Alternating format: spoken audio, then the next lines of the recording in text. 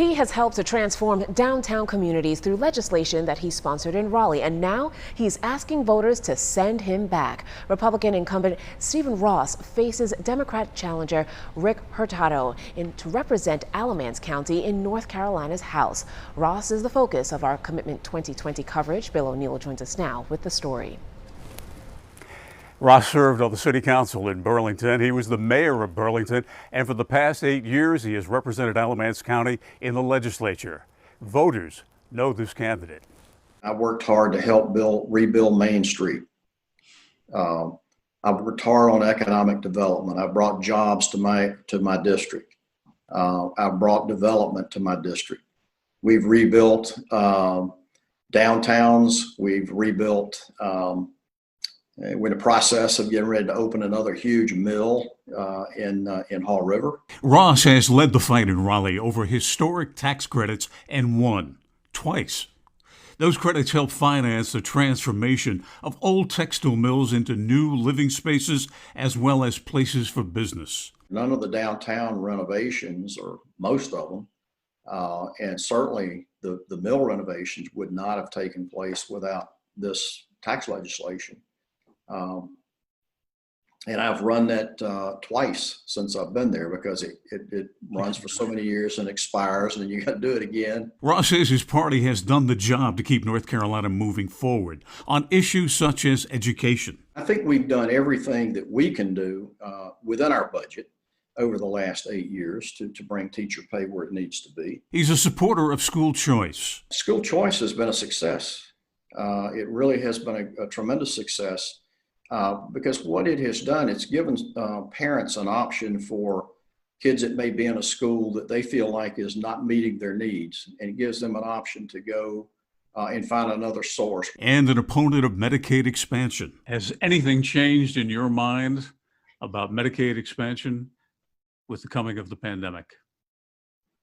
Well, I think that what most people don't understand, even if you were to expand Medicaid right now, the actual benefits wouldn't reach North Carolina until well after the pandemic is over. So we need to be real clear about that. Ross says he supports a House GOP alternative plan, one that his own party's leadership opposes. On abortion, Ross says he opposes late-term ones. Is it different for you if it's a early-term abortion? I think that when you get into the extreme early terms, I think that's the decision with the doctor. And I'm sorry, so, decision for who?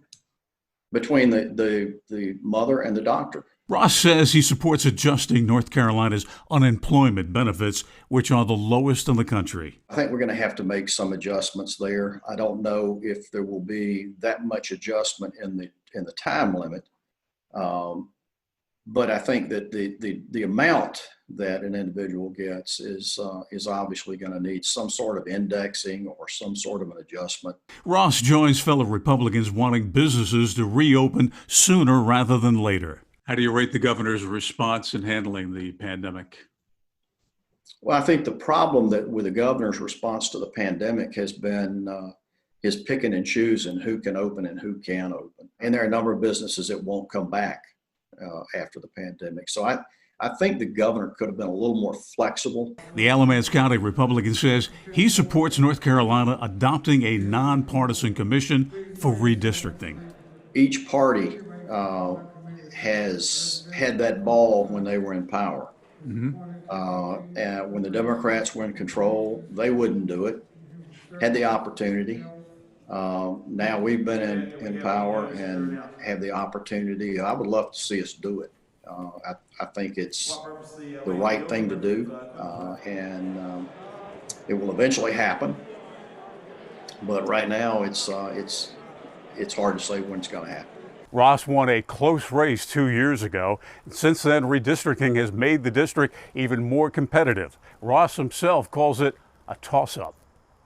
Bill O'Neill, WXII 12 News.